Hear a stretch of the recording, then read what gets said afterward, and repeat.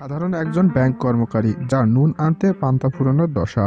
ধারের টাকা দিতে পারে না বলে মুখ লুকিয়ে থাকতো সব সময়। নিজের বাচ্চাকে একটা টি শার্ট পর্যন্ত কিনে দিতে পারতো না। সেই ছেলেটি একসময় শত কোটি টাকার মালিক হয়ে যায়, কিন্তু কিভাবে? আসুন জেনে আসি একজন সাধারণ মধ্যবিত্তের কোটিপতি হওয়ার গল্প। আজ আমি এক্সপ্লেন করতে চলেছি 2024 সালে মুক্তি পাওয়া সাউথ ইন্ডিয়ান মুভি লাকি ভাস্কর। আর আমি যখন এই ভিডিওটি বানাই তখন এর IMDb রেটিং 8.2 আউট অফ 10।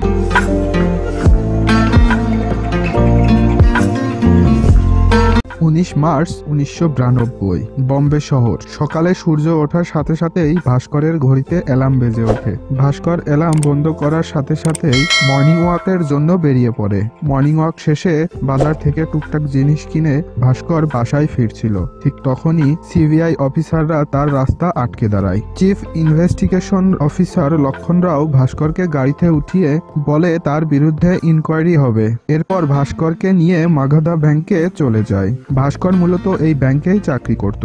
দুদিন আগে এই ব্যাংক থেকে সে রিজাইন করেছে। যাই হোক, খুব সকাল হওয়ায় এখনো ব্যাংকের কার্যক্রম শুরু হয়নি, তাই সে সময় ব্যাংকে কেউ উপস্থিত ছিল না। ভাস্কর লক্ষণ রাওকে জিজ্ঞেস করে তার অপরাধ কি। তখন লক্ষণ রাও বলে তার বিরুদ্ধে অনেক অভিযোগ, ব্যাংকের ফান্ড মিসইউজ করা, সিকিউরিটিজ এবং ব্যাংকের রিসিট ফ্রড করা, এইসবই আর কি। ভাস্কর তখন অফিসারের কথায় কোনো প্রতিউত্তর দেয় না এবং তাদের ইনকোয়ারি চালিয়ে যেতে দেয়। সে সময় ভাস্করের কাছে তার স্ত্রীর কল আসে এবং বলে সিবিআইরা তার বাড়ি সার্চ করছে। ভাস্কর তার স্ত্রীকে তাদের সাথে কোঅপারেট করতে বলে। এখন কথা হলো, এই যে ভাস্কর চুপচাপ আছে তার কারণ কি? সে কি আসলেই অপরাধী? সেটা জানতে হলে আমাদের 3 বছর পিছনে যেতে হবে। তখন 1989 সাল। ভাস্কর এই ব্যাংকেরই একজন সাধারণ কর্মচারী ছিল। তার মাসিক বেতন ছিল মাত্র 6,000 টাকা এবং তার ব্যাংক লোন ছিল 36,000 টাকা। সেই সাথে টুকটাক ধার বাকি তো ছিলই। ভাস্কর চাকরি এবং তার কাজের ক্ষেত্রে অনেক ডেডিকেটেড ছিল। সে 3 বছরে 3 বার সেরা এমপ্লয়ি হওয়ার অ্যাওয়ার্ড পেয়েছে। আপাতত তার টার্গেট MRM বা অ্যাসিস্ট্যান্ট রিজিওনাল ম্যানেজারের উপরে, কারণ বর্তমান MRM 1 মাস পরে রিটায়ার করবে। ভাস্করের ধারণা তার রিটায়ার্ডের পরে তার পদটা সেই পাবে। ভাস্করের আরো একটি জিনিসের উপরে অনেক আগ্রহ, সেটা হলো মারুতি 800 মডেলের গাড়ি। এই গাড়িটা ব্যাংকের সম্পত্তি। গাড়িটা যার ছিল সে এই ব্যাংকের লোন শোধ করতে পারেনি, তাই গাড়িটা ব্যাংকের সম্পত্তি হয়ে গেছে। ভাস্কর রোজ গাড়িটা দেখে এবং ভাবে এই গাড়িটা সে যদি কিনতে পারতো, কিন্তু তার লোন শোধ করতে হবে, কারণ এসব স্বপ্ন দেখা অযথা এবং বৃথা তার জন্য। যাই হোক, বেতনের টাকায় ভাস্কর কুলাতে পারতো না, তাই সে একটা সাইড ইনকামের পথ বের করে। ব্যাংকে আসা কাস্টমারদের ফর্ম সে পূরণ করে দিত এবং এইভাবেই তার কিছু এক্সট্রা টাকা ইনকাম করা হতো। তো কাজ শেষ করে যাওয়ার সময় তার বাসার পাশের কলোনির ভেতর থেকে যাওয়ার সময় অনেক মানুষ ভাস্করের দিকে বিরক্তভাবে তাকাতো, কারণ তারা সবাই ভাস্করের কাছে টাকা পায়। ভাস্কর অবশ্য আজ দেব কাল দেব বলে কোনো রকমে দাবিয়ে রাখতো। এতগুলো চোখকে ফাঁকি দিয়ে শেষমেশ সে বাড়িতে পৌঁছায়। ভাস্করের বাড়িতে আছে তার বাবা প্রহ্লাদ কুমার, যিনি এক সময়কার নামকরা চার্টার্ড অ্যাকাউন্টেন্ট ছিলেন। রিটায়ারমেন্টের পরে বন্ধুর সাথে ব্যবসা শুরু করেন, কিন্তু ওনার বন্ধু ওনার টাকা মেরে দিয়ে তাকে ধোকা দেয়। সেই থেকেই উনি কারোর সাথে কথা কন না এবং ঘর থেকেও বের হন না। ভাস্করের মা ছোটবেলাতেই মারা গিয়েছে। এক ছোট ভাই আছে যে ইঞ্জিনিয়ারিং পড়ছে আর এক বোন ডিগ্রি কলেজে পড়ছে। এছাড়া ভাস্করের এক স্ত্রী এবং এক ছেলে রয়েছে। এই হলো ভাস্করের ফ্যামিলি। এই নিয়ে কষ্টমষ্ট করে তার দিন কাটছে। যাই হোক, আজ রাতে ভাস্করের শালার জন্মদিন ছিল, তো সেখানে যাওয়ার জন্যই রেডি হচ্ছিল। ভাস্করের স্ত্রী বলে তাদের কোনো একটা গিফট নিয়ে যাওয়া উচিত, কিন্তু গিফট কেনার মতো কোনো টাকা ভাস্করের কাছে ছিল না। আবার আত্মীয়র বাড়ির অনুষ্ঠান, খালি হাতেও যেতে পারবে না, তাই তারা বাধ্য হয়ে ছেলে কার্তিকের প্রিয় খেলনাটা সেই অনুষ্ঠানে নিয়ে যায়। ভাস্কর গরিব ছিল বলে শ্বশুর বাড়িতেও সে সম্মান পেত না, কেউ তার সাথে ভালো ব্যবহারও করতো না। তো ভাস্করের জন্য তার স্ত্রী এবং ছেলেও তেমন একটা গুরুত্ব পেত না। সুমতির মা চায় সে ভাস্করকে ছেড়ে দিক এবং সুমতির আবার বিয়ে দেবে। মায়ের মুখে এসব কথা শুনে সুমতি অনেক আপসেট হয় এবং আরো একটা আপসেট হওয়ার ঘটনা তার তার সাথে ঘটে। জন্মদিনের কেক কাটার পরে সুমতির ভাবি বাচ্চাদের কেক দিচ্ছিল, সেখানে কার্তিকও ছিল। সে কার্তিককে একটা ছোট পিস দেয়। কার্তিক একটা বড় পিস চাইলে সে বলে তুমি এতটুকুই ডিজার্ভ করো। আড়াল থেকে সুমতি এই বিষয়টা লক্ষ্য করলে সে কার্তিক এবং ভাস্করকে নিয়ে সেখান থেকে বেরিয়ে যায়। এরপর তারা একটা ক্যাফেতে আসে। কার্তিকের খিদে পেয়েছিল, তো তখন ভাস্কর বার্গার আনতে যায়, কিন্তু ভাস্করের কাছে 3টা বার্গার কেনার মতো টাকা ছিল না। সে দোকানদারকে বলে 2টা বার্গার দিতে, কিন্তু দোকানদার তার পরিস্থিতি বুঝে নিয়ে ভাস্করকে 2টা বার্গারের দামেই 3টা বার্গার দিয়ে দেয়। খাবার পেয়ে কার্তিক খুশি হলেও সুমতি অনেক আপসেট ছিল। এরকম অভাব, দুর্দশা, তাচ্ছিল্য সে আর সহ্য করতে পারছিল না। ভাস্কর সুমতিকে সান্ত্বনা দেয় যে একদিন সব ঠিক হয়ে যাবে। এই বলেই সুমতিকে এবারের মতো সান্ত্বনা দিয়ে দেয়। পরের দিন অফিসে যাওয়ার পর ভাস্করের কাছে অ্যান্টনি নামক একজন ব্যক্তি আসে। সে লোনের জন্য আসে। সেই লোকটা গতকালও লোনের জন্য এসেছিল, কিন্তু লোন নিতে হলে কিছু বন্দুক দিতে হয় বা রাখতে হয়। লোকটির কাছে সেরকম কিছুই ছিল না যেটা বন্দুক রেখে সে লোন করবে, তাই ভাস্কর তাকে ফেরত পাঠিয়ে দিয়েছিল। তবুও লোকটি ভাস্করের পিছু ছাড়ছে না। ভাস্কর তার বন্ধু সাম্বা এবং অফিসের পিয়নকে বলে এই লোকটাকে হ্যান্ডেল করতে। সাম্বা উল্টে ভাস্করকে বলে সে যেন অ্যান্টনিকে হেল্প করতে। অ্যান্টনির ইলেকট্রিক জিনিসের ব্যবসা আছে। সে মালয়েশিয়া থেকে 30টা টিভি নিয়ে এসেছিল। সেই 30টা টিভির মূল্য 2.5 লক্ষ টাকা। তো যে জাহাজে টিভিগুলো আসার কথা ছিল সেই জাহাজের ক্যাপ্টেন অ্যান্টনির বন্ধু। তার সাথে অ্যান্টনির ডিল হয়েছিল, সে অ্যাডভান্স 50,000 টাকা দিবে এবং মাল ডেলিভারি হওয়ার পরে বাদবাকি 2 লাখ টাকা হ্যান্ডওভার করবে। কিন্তু তার বন্ধু এখন বেঁকে বসেছে। সে বলেছে তাকে পুরোপুরি টাকা পরিশোধ করলেই সে ডেলিভারি দিবে, না হলে টিভিগুলো নিলামে বিক্রি করে দিবে। সেই জন্যই অ্যান্টনির লোনের প্রয়োজন। তাই সাম্বা ভাস্করকে বুদ্ধি দেয়। ভাস্করের শালা কনস্ট্রাকশনের কাজে প্রচুর টাকা ইনকাম করেছে। সে যদি 2 লাখ টাকা ম্যানেজ করে অ্যান্টনিকে দেয় তাহলে সে টিভিগুলো ছাড়িয়ে নিতে পারবে।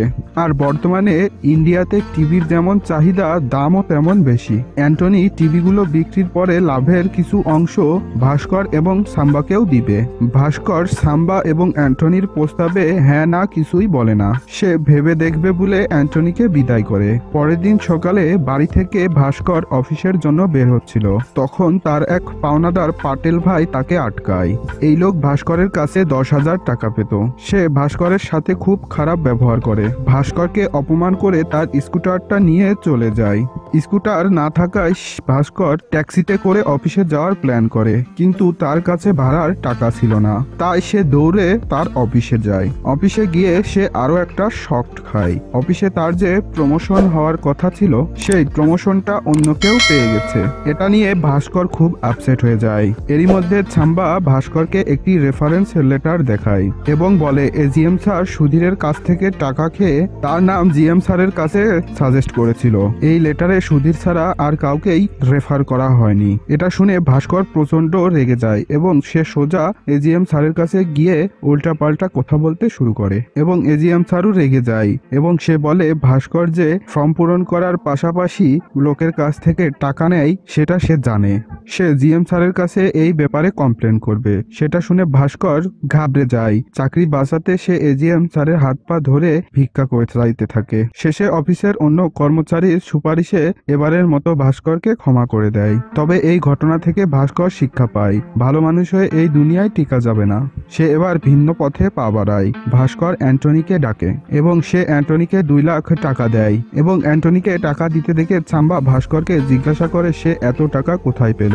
ভাস্কর বলে সে ব্যাংকের ভোল্ট থেকে টাকা নিয়েছে। সাম্বা ভয় পেয়ে যায়। এই কথা জানাজানি হলে চাকরিটা তো যাবেই, সাথে জেল জরিমানা তো আছেই। এছাড়া ভাস্করের মতো সৎ মানুষের এসব কাজ মানায় না। ভাস্কর তখন বলে 2 দিন পরে বাবাকে হসপিটালে চেকআপে নিয়ে যেতে হবে। 1 সপ্তাহ পরে বাচ্চার স্কুলের ফিস দিতে হবে, ভাই বোনের কলেজের ফিস দিতে হবে। অথচ তার কাছে বাড়ি ফেরার মতো বাসের টিকিট কেনারও টাকা নেই। দেয়ালে যখন পিঠ ঠেকেই গিয়েছে তখন সততা দিয়ে আর কি হবে। তাই এখন ভাস্কর সব ধরনের ধরনের রিস্ক নিতেই রাজি আছে। যাই হোক, অ্যান্টনিকে টাকা দিয়ে ভাস্কর অ্যান্টনিকে বলে তার টিভি বেচে যে পরিমাণ লাভ হবে তার থেকে 20% আমাকে এবং সাম্বাকে দিতে হবে। অ্যান্টনি ভাস্করের কথাই রাজি হয়ে যায়। এরপর ভাস্কর বাড়ি ফিরে আসে। অ্যান্টনির 2 ঘন্টা পরে টাকা ফেরত দেওয়ার কথা ছিল, কিন্তু ঘন্টার পর ঘন্টা কেটে যাওয়ার পরেও তার আসার নামগন্ধ নাই। তাই ভাস্কর অনেক উল্টাপাল্টা কথা ভাবতে শুরু করে। টেনশন করতে করতে ভাস্করের চোখটা লেগে এসেছিল। তখন সমতী ভাস্করকে ডেকে বলে সাম্বা এসেছে। ভাস্কর তখন দ্রুত বাইরে গিয়ে দেখে সাম্বার সাথে অ্যান্টনিও হাসি মুখে দাঁড়িয়ে আছে। তাকে দেখেই ভাস্কর দেহে প্রাণ ফিরে পায়। অ্যান্টনি ভাস্করকে লোনের 2 লাখ টাকা ফিরিয়ে দেয় এবং পাশাপাশি লাভের 50,000 টাকাও দেয়। টিভিগুলো বিক্রি করে অ্যান্টনি 2.5 লাখ টাকা লাভ করেছে। ভাস্কর অ্যান্টনির সততা দেখে আনন্দে অ্যান্টনিকে জড়িয়ে ধরে। লাভের অংশ পেয়ে ভাস্কর দ্রুত পাটেলের কাছে চলে যায়। তার ধারের টাকা ফিরিয়ে দিয়ে তার স্কুটার নিয়ে বাসায় ফেরে। আর এরপর থেকেই ভাস্করের জীবনের পালাবদল শুরু হয়। ভাস্কর অ্যান্টনির কাছে শুনেছিল ইন্ডিয়াতে টিভির প্রচুর চাহিদা। এখানে যে টিভির দাম 40,000 টাকা, মালয়েশিয়াতে ওটা 12,000 টাকায় পাওয়া যায়। যদি অর্ডার বড় থাকে তাহলে 8,000 টাকাতেও পাওয়া যাবে। কিন্তু ইন্ডিয়া আনার সময় ট্যাক্সের জন্য টিভির দাম বেড়ে যায়। যদি তারা বোর্ডের কাস্টম অফিসারদের ঘুষ দিয়ে টিভিগুলো যদি এক্সপায়ার পার্টস হিসেবে নিয়ে আসে তাহলে তাদের আর ট্যাক্স দিতে হবে না। আর এভাবে তারা কয়েক গুণ বেশি লাভ করতে পারবে। অ্যান্টনির এই বিষয়টা ভাস্করের অনেক ভালো লাগে। তাই এরপর থেকে ব্যাংকের ভোল্ট থেকে ইচ্ছামতো টাকা নিয়ে অ্যান্টনিকে দিতে শুরু করে। আর পরের দিন সেই টাকা জায়গা মতো ভোল্টে রেখে দেয়। ফলে তাকে কেউ ধরতেও পারে না। ফলে অনেক বেশি লাভও করতে থাকে। এর ফলে ভাস্কর তার ধারের সমস্ত টাকা পরিশোধ দিয়ে দেয় এবং পাশাপাশি নিজের অবস্থারও পরিবর্তন করতে থাকে। ভাস্করের এত দ্রুত উন্নতি দেখে সুমতির এ বিষয়ে সন্দেহ হয়। তাই সুমতি ভাস্করকে এ বিষয়ে প্রশ্ন করলে বা জানতে চাইলে তখন ভাস্কর বলে ব্যাংক থেকে লোন নিয়ে সাম্বার সাথে নতুন একটা বিজনেস শুরু করেছি। সেই বিজনেস থেকে অনেক লাভ পাচ্ছি। সেই কথা শুনে সুমতি বিশ্বাস করে নেয় এবং খুব খুশি হয়। ভাস্কর সুমতিকে কিছু টাকা দেয় নেকলেস কেনার জন্য, কিন্তু সুমতি বলে সেই টাকা দিয়ে সে তার ছেলের জন্মদিন পালন করবে। তারা কখনোই কার্তিকের জন্মদিন ঘটা করে পালন করতে পারেনি। তো তারা কার্তিকের বন্ধু বান্ধব, আত্মীয় স্বজন এবং সবাইকেই কার্তিকের জন্মদিনে আমন্ত্রণ করে। তারা এতটা ধুমধাম করে জন্মদিনের আয়োজন করে যে সবার সেটা দেখে তাক লেগে যায়। তো পার্টিতে অ্যান্টনি এসেছিল। অ্যান্টনি, ভাস্কর, সাম্বা একই টেবিলে বসেছিল এবং ড্রিঙ্ক করছিল। অ্যান্টনি বলে তার ছেলে আমেরিকাতে চাকরি পেয়েছে। ছেলে চাই তার বাবা অ্যান্টনিও আমেরিকাতে চলে যাক, কিন্তু অ্যান্টনি ছেলের বোঝা হয়ে থাকতে চায় না। তার যা পুঁজি ছিল তা ছেলের সব পড়াশোনার পেছনে খরচ করে ফেলেছে। তাই আমেরিকা যাওয়ার আগে বড় একটা পুঁজি নিয়ে যেতে চায় আর সেই টাকাতেই আমেরিকাতে একটা বিজনেস শুরু করতে চায়। সে ভাস্করকে নতুন একটা আইডিয়া দেয়। আগামীকাল দুবাই থেকে 3টি ফরেনার গাড়ি আসছে। তারা যদি 10 লাখ টাকা ম্যানেজ করতে পারে তাহলে সেই গাড়িগুলো কিনে নিতে পারবে। ইন্ডিয়াতে গাড়ির যে চাহিদা তাতে করে সেই গাড়িগুলো বিক্রি করে কয়েক গুণ বেশি টাকা ইনকাম করতে পারবে। অ্যান্টনির অফার তো ভালো ছিল, কিন্তু একসাথে 10 লাখ টাকা ব্যাংকের ভোল্ট থেকে ম্যানেজ করা অতটাও সহজ নয়। তাই ভাস্কর তেমন একটা আগ্রহ দেখায় না। পার্টি থেকে ঘরে ফিরে দেখে বাসার সবাই অনেক খুশি। এর মধ্যে কার্তিক খুশিতে কেঁদে দেয় এবং সে বলে তার বন্ধুরা সবসময় তাকে ছোট চোখে দেখতো। তাকে খোঁটা দিয়ে বলতো কার্তিক সবসময় ফ্রিতে তাদের জন্মদিনে কেক খেতে আসে। কার্তিক কখনোই তার জন্মদিনে আমাদের কেক খাওয়ায় না। তাই আজ তার জন্মদিনে কার্তিক তার বন্ধুদের কেক খাওয়াইতে পেরে তার সম্পূর্ণ বেদনা চলে গেছে। কার্তিক সবসময় তার নানা বাড়িতে একই টি শার্ট পরে যেত। তাই তার মামাতো ভাই খোঁচা দিয়ে বলতো তোর বাবা কি তোকে নতুন টি শার্ট কিনে দিতে পারে না? সব সময় একই জিনিস পরে আসিস। আজ কার্তিকের গায়ে কোট প্যান্ট দেখে তার মামাতো ভাইয়ের কথাই বন্ধ হয়ে গেছে। তাই কার্তিক তার বাবা মায়ের কাছে প্রমিস করে এখন থেকে তাদের কোনো কথারই বিরুদ্ধে যাবে না সে। ছেলের এরকম আনন্দ দেখে ভাস্কর আবারও নিজের ডিসিশন চেঞ্জ করে। সে ভাবে এদের খুশি রাখা তার দায়িত্ব, তাই তার জন্য আরো বেশি টাকা তাকে কামাতে হবে। তাই ভাস্কর অ্যান্টনিকে ফোন দিয়ে বলে সে শনিবারে 10 লাখ টাকা ম্যানেজ করে দিবে। তো শনিবারে ভাস্কর অফিসে গিয়ে অনেক ঝামেলা ভোগ করে তার মধ্য থেকেই 10 লাখ টাকা বের করে এনে অ্যান্টনিকে দেয়। সেই টাকা দিয়েই গাড়ি 3টা তারা ছাড়িয়ে ফেলে। কিন্তু এর পরেই তারা বড় একটা সমস্যার সম্মুখীন হয়। যে লোকের কাছে গাড়িগুলো বিক্রি করার কথা ছিল সেই লোকটা পুলিশের কাছে ধরা পড়েছে। তাই এখানে গাড়ি কেনার মতো আর কোনো ক্লায়েন্ট নেই। তারা 3জন অনেক বিপদে পড়ে যায়। যায়। কাল রবিবার ব্যাংক বন্ধ, পরশু সোমবার ব্যাংক খুলবে, তাই ভাস্করকে সোমবার সকালেই ব্যাংকের জায়গা মতো টাকা রাখতে হবে, না হলেই খেল খতম। ভাস্কর অ্যান্টনিকে খোঁজ নিতে বলে অন্য কোনো প্রদেশে এসব গাড়ি কেনার লোক আছে কিনা। অ্যান্টনি অনেক খোঁজ খবর নিয়ে জানতে পারে যে গোয়াতে একজন ক্লায়েন্ট আছে যে এই গাড়িগুলো কিনবে। তারা তখনই গোয়া যাওয়ার প্ল্যান করে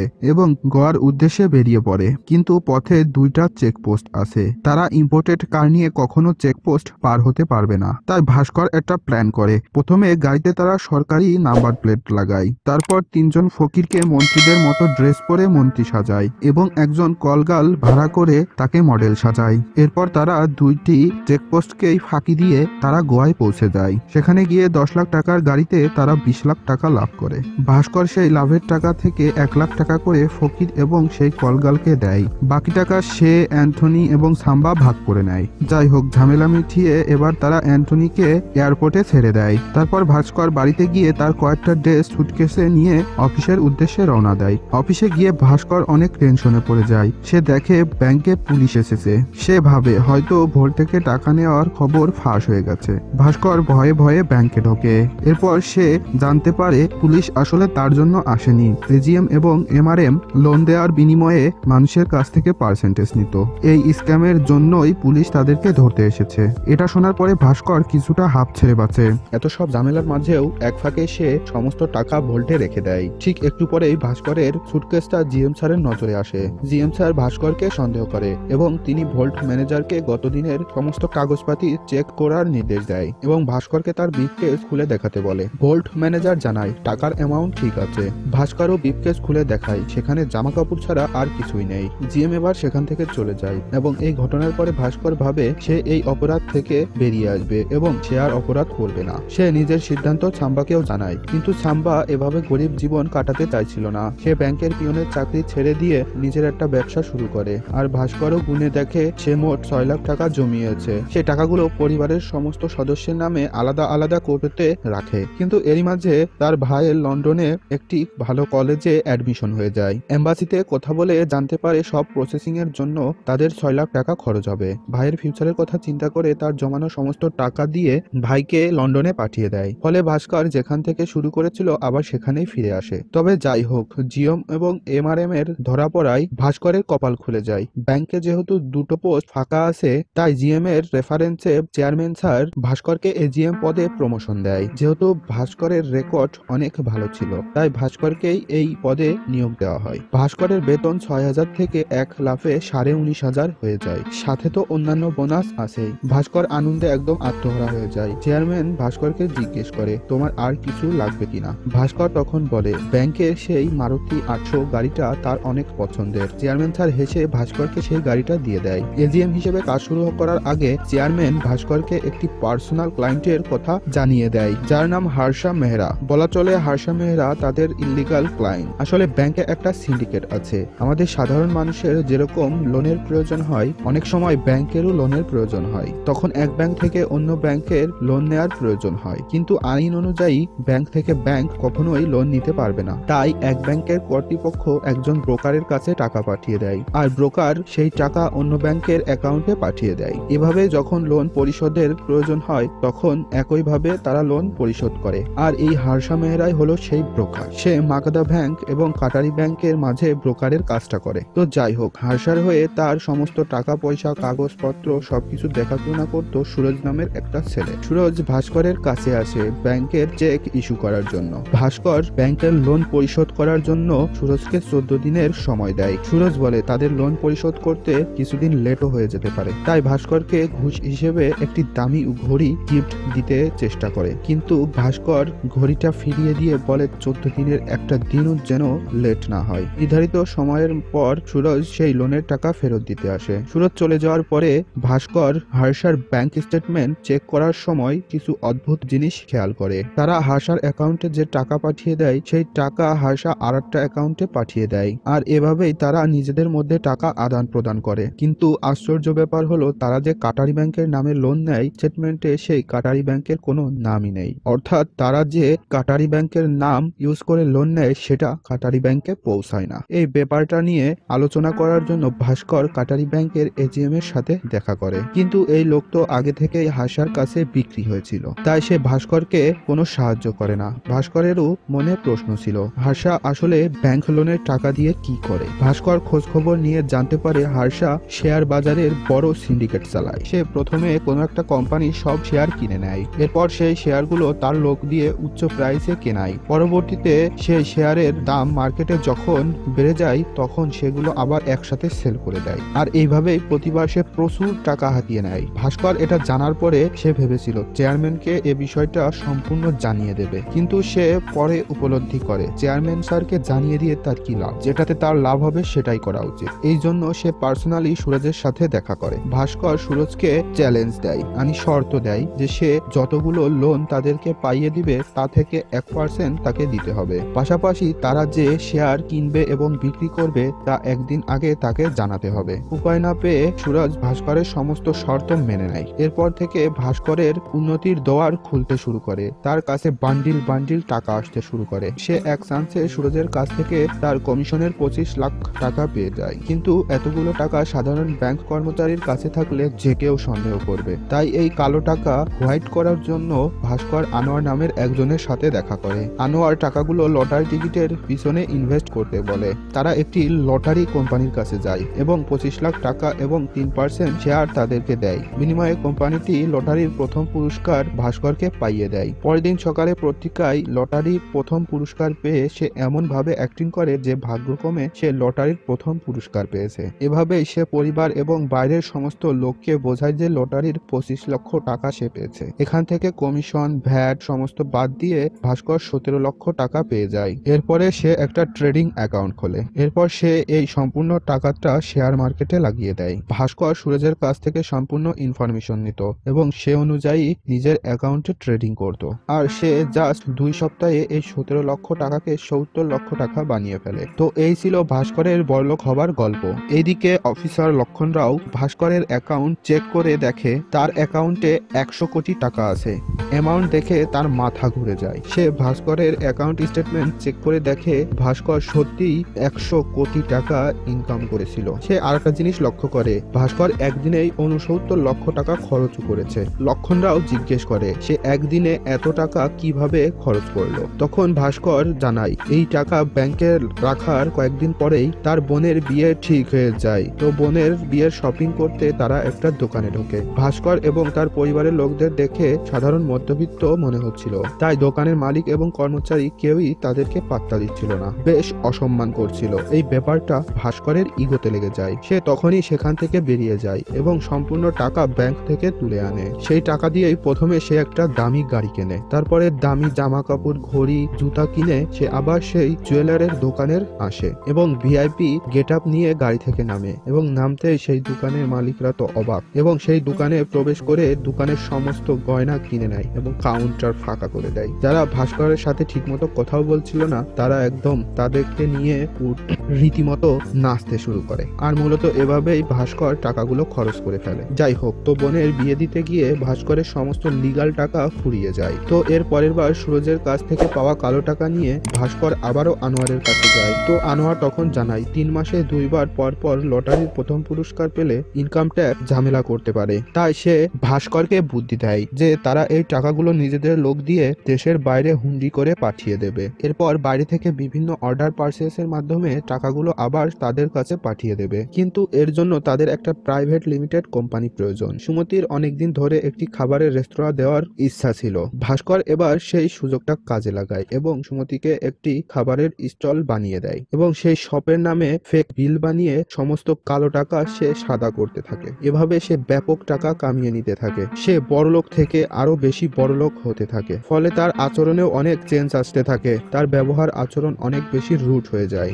সব জায়গায় সে টাকার গরম দেখাতে শুরু করে, প্রচুর পরিমাণে ড্রিঙ্কসও করা শুরু করে। এই নিয়ে সুমতির সাথে তার মন কষাকষিও শুরু হয়ে যায়। এরই মধ্যে আরো একটা ঘটনা ঘটে যায়। কাটারি ব্যাংকের হরিহরন ভাস্করের সাথে দেখা করতে আসে। ভাস্কর তখন হরিহরনকে জানায় তার ব্যাংকের নামে এখন পর্যন্ত 90 কোটি টাকা লোন হয়েছে। এটা শুনে হরিহরনের মাথা খারাপ হয়ে যায়। সে ভাস্করের কাছ থেকে বেয়ার স্টেটমেন্ট নিয়ে বলে এগুলোতে সে সই করেনি, তার সই নকল করে কাটারি ব্যাংকের নামে লোন করা হয়েছে। হরিহরন একদম হতাশ হয়ে পড়ে। এত বড় অ্যাকাউন্ট, এই কথা যদি বাইরে বেরিয়ে যায় তাহলে শেয়ার মার্কেট মার্কেট কলাপস হয়ে যাবে, ইন্ডিয়ার ইকোনমি একদম ভেঙে পড়বে। আতঙ্কে হরিহরন তখনই হার্ট অ্যাটাক করে। ভাস্কর দ্রুত তাকে হসপিটালে নিয়ে যায়, কিন্তু তাকে আর বাঁচানো যায় না। হরিহরনের মৃত্যু ভাস্করের অনেক প্রভাব ফেলে। সে ভাবে একদিন তো তারও এরকম পরিণতি হতে পারে। সে আবার ভাবে যে এইসব দুর্নীতি সে ছেড়ে দিবে কিনা। এর মধ্যে সে আরেকটা ঘটনার সম্মুখীন হয়। ভাস্কর শ্বশুরবাড়িতে বেড়াতে যায়। ভাস্করের শালা রিসেন্টলি ব্যবসায়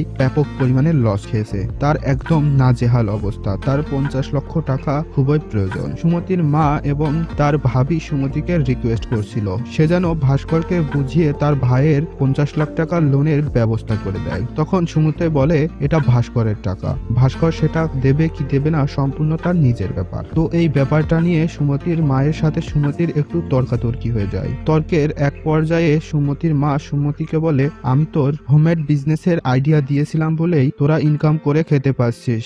এই কথাটা সুমতির অনেক খারাপ লাগে। সে তখন ফিরে গিয়ে তার দোকানটা ভেঙে ফেলে এবং সে ব্যবসা বন্ধ করে দেয়। বাড়ি ফিরে সুমতির সাথেও ভাস্করের অনেক ঝামেলা হয়। সুমতি এই নতুন ভাস্করকে একদমই এক্সপেক্ট করছিল না। সে পুরনো সাদামাটা ভাস্করকে ফেরত চাইছিল। তাদের এই ঝামেলা দেখে ভাস্করের বাবা বেরিয়ে আসে এবং ভাস্করকে ডেকে তার রুমে নিয়ে যায়। ভাস্করের বাবা অনেকগুলো পেবিলের রিসিপ্ট ভাস্করকে দেখায়, যেগুলো সুমতির দোকানের পেবিলের ডকুমেন্টস। ভাস্কর তার বাবাকে এটা সেটা বলে বোঝানোর চেষ্টা করলে ভাস্করের বাবা বলেন আমি একসময় চার্টার্ড অ্যাকাউন্টেন্ট ছিলাম, আমাকে বোকা বানানোর চেষ্টা করিস না। আমি জানি এসব কিসের টাকা, এসব মানি লন্ডারিং এর টাকা। তুই যে খেলায় নেমেছিস এটা খুব ডেঞ্জারাস গেম। একসময় টাকা কামানো পরিবারের চাহিদা ছিল, কিন্তু এখন তোর টাকার নেশা লেগে গেছে। দ্রুত টাকা কামানো এবং দ্রুত গাড়ি চালানো দুটোই সাংঘাতিক। তাই এই পথ থেকে বেরিয়ে আয়। বাবার কথা আমলে নিয়ে ভাস্কর সেখান থেকে বেরিয়ে আসে এবং দেখে সুমতি তাদের সব কথা শুনে ফেলেছে। এতে তাদের মধ্যে রেষারেষি আরো বেড়ে যায়। এরপরে ভাস্কর সিদ্ধান্ত নেয় যে সে সমস্ত অন্যায় কাজ ছেড়ে দিবে। তাই সে প্রথমে তার ট্রেডিং অ্যাকাউন্ট বন্ধ করে দেয়। পরের বার যখন সুরজ হার্ষার লোনের পেপারস নিয়ে আসে তখন সেই পেপারস ভাস্কর ছিঁড়ে দেয় এবং সুরজকে বের করে দেয় এবং পরবর্তীতে জিএম এবং চেয়ারম্যানের কথা শুনেও সে নিজের কথাই অটল থাকে।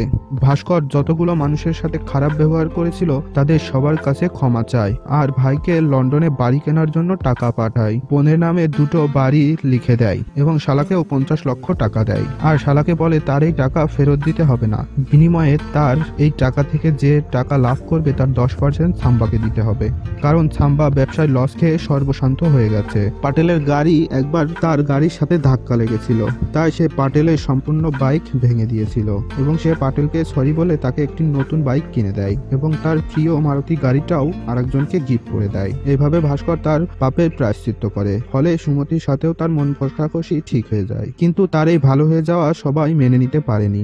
হার্ষার লোন অ্যাপ্রুভ না হয় জিএম ভাস্করকে ডেকে পাঠায় এবং লোন অ্যাপ্রুভ করতে চাপ সৃষ্টি করে। তাই ভাস্কর রিজাইন করে চলে আসে। ভাস্করের এরকম সিদ্ধান্তে অফিসের সবাই অনেক অবাক হয়। তাছাড়া অফিসের সবাই ভাস্করকে অনেক সম্মান করত, তাই তার চলে যাওয়ায় সবাই অনেক আপসেট হয়। আর এই চাকরি ছাড়ার 2 দিন পরেই মানে আজকে সকালেই ভাস্করকে সিবিআই অফিসাররা তুলে নিয়ে আসে। তবে এই ছিল ভাস্করের লাইফে ঘটে যাওয়া সমস্ত কাহিনী। তবে দেখা যাক এরপরে তার সাথে আর কি কি ঘটে। সিবিআই অফিসার লক্ষণ রাও ভাস্করকে বলে ভাস্কর তুমি টেকনিক্যালি তোমার কালো টাকাকে তুমি সাদা করেছো, তাই তারা ভাস্করের উপরে মানি লন্ডারিং এর অভিযোগ আনতে পারবে না। তবে ইনকোয়ারির জন্য ভাস্কর এবং সুমতির ব্যাংক স্টেটমেন্ট আইটি এবং ইডিটির কাছে ট্রান্সফার করে তাদের অ্যাকাউন্ট ফ্রিজ করে দিতে পারবে। তখন অ্যাকাউন্ট আনফ্রিজ করতে ভাস্করের এই অফিস থেকে সেই অফিস চক্কর কাটতেই জীবন কাটে যাবে। অ্যাকাউন্ট আর কখনোই সচল হবে না। আর লক্ষণ রাও তাকে বলে সে যদি বাঁচতে চায় তাহলে গ্রোহাই কোম্পানির নামে 100 কোটি টাকার একটা চেক লেখে আর সেই টাকাটা হার্ষার অ্যাকাউন্টে পাঠিয়ে দেয়। হার্ষা সেই টাকাটা